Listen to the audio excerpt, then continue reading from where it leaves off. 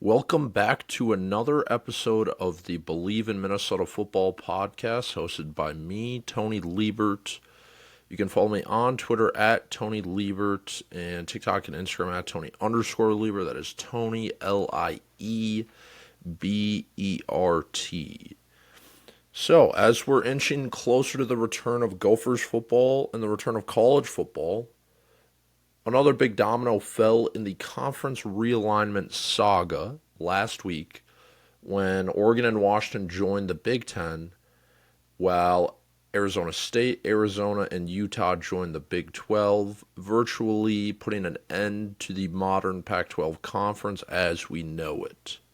So, I thought it would be a great time to break down what this means for the Gophers, what this means for the Big Ten, and what this means for college football, because I do think it has a big impact, and I don't think we even know how much more stuff is going to happen. I don't think we even know what the sport will look like in 5 years. So I think it would be a great time to talk about it. It seems to be what everyone else is talking about, so that's what we're going to do on this show.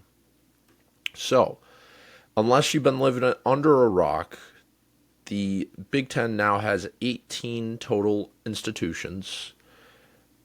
It was at 14 currently, and it will be at 14 this year. But USC and UCLA, who previously announced they were going to join, will be joining in 2024, now along with Oregon and Washington. That brings the conference up to 18 teams total after the most recent realignment about 10 years ago when they added Rutgers, Nebraska, and Maryland. So, what does this mean for the conference? Immediately, the 2024 football schedule will have to change because if you remember, the Big Ten released the kind of their process for how they were going to keep intact all the rivalry games and who each team's permanent rivalry was, and then they released the 2024 and 25 schedules. So those will obviously now have to change with Oregon and Washington joining the conference, and it will be interesting how they do it. I assume the four West Coast schools are going to be playing each other every year, which I think they should be. And we'll see how the rest of the conference shakes out. I assume the rivalries will stay pretty similar. Obviously, it's just going to mix Washington and Oregon into a few team schedules. So that's going to be the biggest thing I think that changes immediately. But, it's been talking into the ground, obviously, with all the travel, kickoff times, all the stuff that doesn't really make much sense with four West Coast schools joining a conference that is mostly located in the Central Time Zone and even the Eastern Time Zone. So, the question I keep asking myself is, why is it bad? Because it is obviously right now a very mob mentality thing to say that this is bad for college sports, it's bad for college football, it's ruining everything that everyone loves about the sport. But what is it ruining? So, on the surface, obviously the travel is going to be a very big thing that will affect stuff, because having Rutgers in the same conference as Oregon will have a lot of travel issues. But they are two major Division I institutions that have plenty of money and more than enough money to fund even a plane ride for the softball team in the middle of April. So I think that is something that's a little overblown. Obviously, though, for fans and families to watch some of their children and play in these games is going to be much more difficult. But college football specifically and college sports as a whole were always bound to become very, they've always been run like pro sports. They've always been commercialized. So this was just bound to happen eventually. People, I think it would just be naive to think that it wasn't going to happen. especially in America. That's just how things work. It's all driven by money and not history. We're a much newer country than a lot of other places, so a lot of times people are much more willing to throw away our history for money. And that's kind of why America is where it's at. Not to get too political, I guess, but that's just how things work, and it's going to happen in sports. It's going to continue to happen in sports. So I think it'd be naive to say and hold on to all these old conferences and all this stuff. But again, I think you have to look at a bigger picture and how does this affect you listening as a fan in the middle of September, in November 12th, tailgating outside of Huntington Bank Stadium? How is this going to affect you? Because it's real easy and it's fun to say, "Oh, this sucks." It's fun to hate on stuff. Hating is a fun thing to do. It's fun to be like, "This ruins everything. Everything's dumb. Everyone's stupid." But like, what does it really ruin? How is this going to affect your Saturday as a college football fan? Not much. But again, why is it bad? This is obviously a very football-driven move, which affects a lot of the other sports, the Olympic sports. It affects basketball. The Big 12 now is going to be one of the best basketball conferences like ever. But and like I said, it affects sports like softball. Like if Oregon has to go play Rutgers in April, but again, I don't think stuff like that's going to happen that often. Even in the NFL, teams don't travel cross country very often. It's going to happen every once in a while, but again, it can happen every once in a while. Like what's the worst thing that can happen? Oh no, a student athlete's going to miss their math test. Well, that's been happening for the history of college athletics in America. So nothing's going to really change that much in that aspect on the surface. With the kickoff times, one thing I find very interesting is now USC and UCLA, they're going to have some probably 9 a.m. local time kickoffs because they're 2 hours earlier than the central time zone. And definitely with the TV markets, I think NBC and Fox and any network that's ever going to broadcast Big Ten games realizes that the big noon kickoff, the 11 a.m. slot, has been and always will be a very valuable slot on a Saturday in the fall, because in the olden times, that's when all the games happened.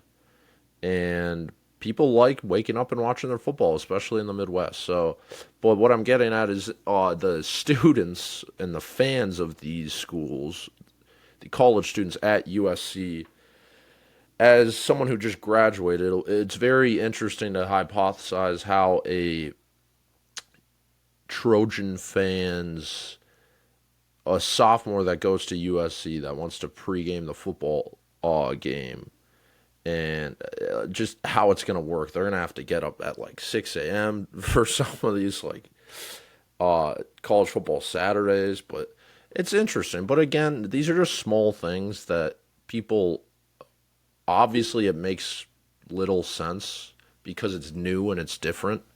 But 10 years from now, I don't think people are really going to even care. I don't know why people are so dramatic. But again, the biggest thing that I think everyone's complaining about is the regionality of the sport.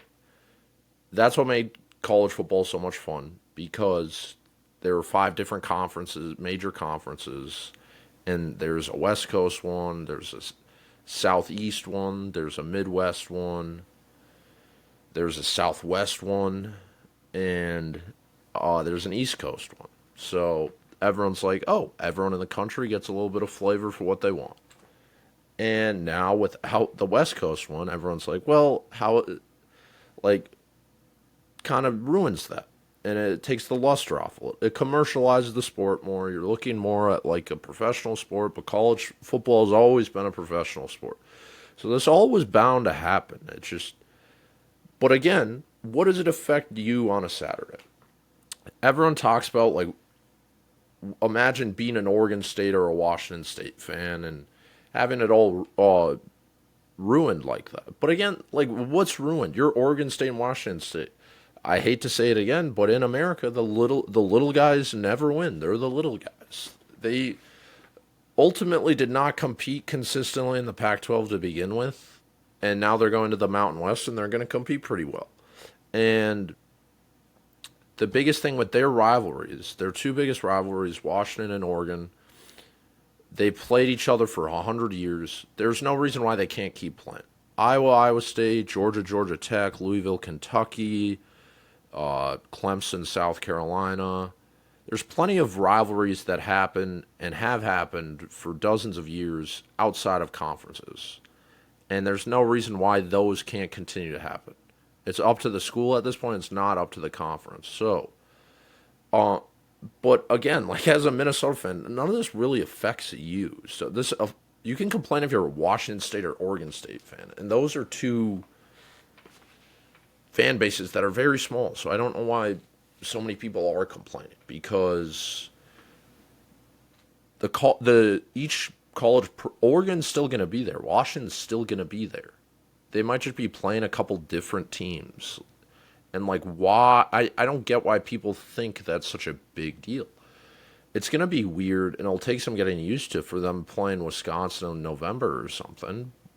But again, they're a Northwest school. The Midwest is obviously a little bit different of a climate, but it's not like you're going like USC playing and Wisconsin's a little different, but you get my point. It's just I don't know why people are dramatizing this and making this such a big deal. Like the sport is over as we know it. It's going to be a big change, and there's no doubt in that. And I say all this. I would like it to go back to the old way as much as the next guy, but it's just not going to happen. So it's just a society's right now a victim of the mob culture, I think. And when they see everyone complaining online, everyone wants to jump in and be like, "Yeah, that stinks. That's stupid." And it's just I don't think many people are formulating their own opinions and they're not figuring out why they think the way they do. And I just don't know what people are thinking with this because it was gonna happen. So why are you acting shocked like it happened? But that's besides the fact. I could go on for hours. Some things that I just wanted to talk about in this whole thing. One of the oddest things in the last 12 months, I just have no idea what the Pac-12 was trying to do. It there has to be more to this story. There's obviously a lot about the Apple TV deal. We all know their TV contract ran out, and they were up for a new contract. This 2023 cycle is the last year with their current contract, and that is ultimately what made USC and UCLA leave. But again, we saw at the Big 12, after Texas and Oklahoma left, they renegotiated, got a new contract, added four new schools, and now they added even four more schools, and now they're going to stick at the power conference level. The Pac-12 did nothing. Their two biggest schools left. They knew this TV contract was up. They get a new commissioner, George Kliavkoff, kind of butchered his name. I think that's how you say it, but he couldn't have fumbled this any worse. There are plenty of schools that would make sense regionally for the Pac-12 to go after. And there would just make. I have no idea why they didn't do everything they could to add San Diego State to their conference. San Diego State, historically a very good basketball program. They've been one of the best group of five football programs the last decade. It would just make so much sense for them to be in their conference. But they didn't do that. And they stuck with the 10 teams that they had, minus USC and UCLA. And then they tried to negotiate this Apple deal. And it clearly didn't work. But they could have even added Boise State, who is a tremendous football program. Smaller school, smaller TV market, smaller fan base. But again, you just need to do something. They just sat on their hands and they're like, oh, we're just going to be a conference with 10 teams now. And then Colorado left, and then you're like, oh, we'll just be a conference with 9 teams now. Well, Oregon and Washington are two of the biggest brands in the sport. So you need to do a little more than that to entice them to stay, I think. And that's what we saw. Like Fresno State, you could add it. Very solid football program, solid basketball program. SMU. In the 80s, they were one of the best programs in the country. That makes less sense regionally, but again, UCF's in the Big 12, and now some West Coast schools are in the Big 10. So that shouldn't have been an issue. I just don't know what they were doing. If they added those four schools immediately after USC and UCLA left, I bet the Pac-12 still exists, and I don't get it. I just don't get why they didn't do that. There has to be more to the story. There had to be a lot that went into that Apple TV deal that was rumored all the time. I'm not going to talk like I have the sources or anything, but I just don't really know what they were thinking, what he was thinking. It just seemed like they put very minimal effort into trying to keep the conference intact, which just baffled me. But on the other side, I think the Big 12 deserves so much credit for how they handled this, especially their commissioner, Brett Yormark. Because Texas and Oklahoma leave, and they immediately go out. They get BYU, they get UCF, they get Cincinnati, they get Houston. And right there, they're sticking. They might, at that moment when they added those four, a lot of people are like, okay, they're the worst Power 5 conference. But now the Pac-12 is folded, essentially. The ACC is looking like a domino might fall there. And then the Big 12 was able to take the Pac-12 scraps. They were able to get Utah, which now builds a interconference rivalry with BYU. That game has historically not been a conference game. So on the other side, that's a game that's added to the rivalries, like I was saying. And then they added Arizona State. That continue to have a rivalry. And Colorado gets back to the conference. So now they're sitting at 16 teams, just like that. And they're sitting pretty, and they right now are looking like the third best conference for the future of college sports. So Brett Yormark played the whole situation about as good as he possibly could. There's now rumors they might even go after Gonzaga and UConn just for basketball, which would make their conference just unbelievable for basketball. But that's besides the point. But again, it's just he deserves a lot of credit for keeping the Big 12 intact. I feel like the diehard college football fans, that's going to kind of be like the People's Conference because it's just a lot of fun schools like West Virginia, Kansas, Iowa State, Cincinnati. A lot of the non-blue bloods, but schools that have always had fun teams in basketball and football. So that conference is going to be very fun to watch, I think, in the next 10 years. And again, that's why people need to stop complaining because, like, that conference is going to be fun. It's pretty regional if you take out UCF in West Virginia. And college sports are still going to be college sports. They're just going to look a little different. But again, it's just interesting, like, why this all happened. 10 years ago when there was a little realignment with Rutgers, Maryland, Nebraska to the Big Ten, Texas A&M, Missouri to the SEC. The Big East folded for football, and then they created the American Athletic Conference, all that shuffling. Again, it's all about the TV contracts. When the TV contracts run up, when the Big Ten's current TV contract runs out, it might be in 12 years or whatever. I don't know off the top of my head. I guarantee there'll be more shuffling. That's just how it's worked, how it's going to continue to work. And thinking otherwise is just naive because there's going to be a school that's in FCS right now. Let's say James Madison or Sam Houston or Liberty, a school that has a lot of funding. It's a very big school. Liberty could be in a very similar position to what UCF is now. It's one of the bigger schools in the country. They could make the jump to a power conference. And there's always schools that want to make that jump because they want a piece of that revenue pie that you get from the TV contracts. The Big Ten's getting over $100 million. So it's all about the TV contracts. And Texas and Oklahoma were the first domino that fell in all of this. And then the Big Ten realized, they're like, well, our TV contracts are running up. We need to add to our market.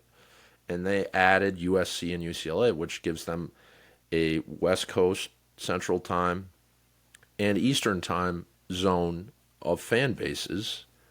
And that's why their institutions are making the most money out of all the conferences because That's very enticing to a network like NBC or Fox that they're selling to. So that's why it happens, and it's going to continue to happen.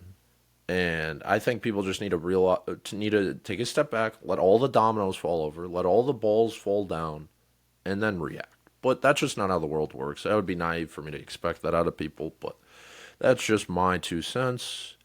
And a little bit too. I think the college football playoff expansion had a little bit to do with this because with the automatic bids, with all this stuff, there was just bound to be moving because you wanted to play in a tougher conference so you can get to the 12-team playoff because you realize that it's set because for especially the big programs now, they're more willing, I think, to take a loss or two on their schedule because they know how much the playoffs are going to mean. And for everyone who asks for the expanded playoff, that's why this is becoming more pro-like.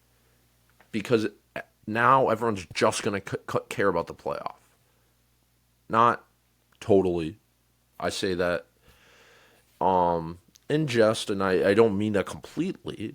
Hopefully, college fans are still going to realize the Gophers going 8-4 and beating Wisconsin is still a great year for the Minnesota program. And if the Minnesota Vikings went 10-7 and missed the playoffs, it wouldn't be a great year for the Minnesota Vikings. So I just hope that college sports don't reach the point that the NFL's at. But again, that's why it kind of is, because the playoffs bigger and these teams realize that's going to be what matters. So I guess looking ahead now, it comes down to the ACC because we could be slowing down pretty soon, and I could see Cal and Stanford maybe going independent for the immediate future. Oregon State, Washington State maybe going to the Mountain West. So that eliminates the Pac-12. We talked enough Pac-12, but the ACC now, Florida State is trying to get some private funding from J.P. Morgan to leave the ACC because there is a massive price that they would have to pay to get out of their current contract with the conference. And there's rumors they want to go to the Big Ten. And then there's rumors that Clemson, a school that was a founding institution of the ACC, doesn't want to be the first team to leave. So they're waiting for Florida State to leave. And then if Clemson and Florida State leaves, that's, again, we've seen now two things could happen. The ACC could go down the Pac-12 route, and they could sit on their hands, which I don't think they're going to do. I don't think the ACC is going to end like everyone else does.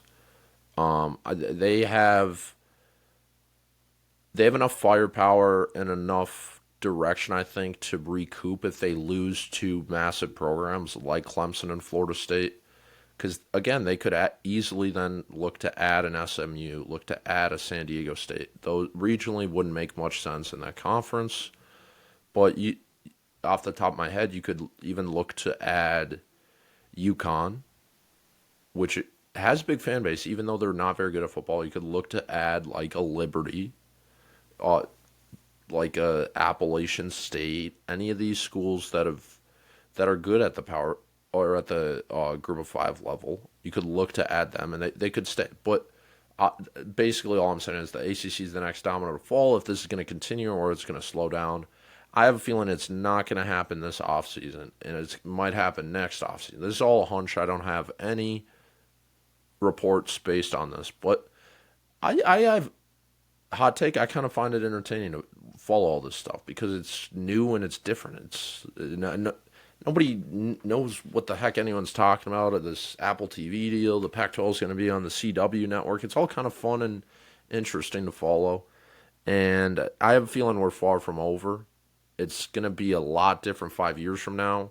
It might not be a lot different 6 months from now. But again, I'd just say buckle up. And I'm kind of excited to no longer talk about realignment and now talk about actual football because it should be a great season. We'll get back to more Gophers talk next week, but I thought I would just have an episode talking about realignment because it's all in the news, in the headlines for college sports. But that's all I got for you guys today. As always, I appreciate you listening. Row the boat, Sky U Ma, and go Gophers.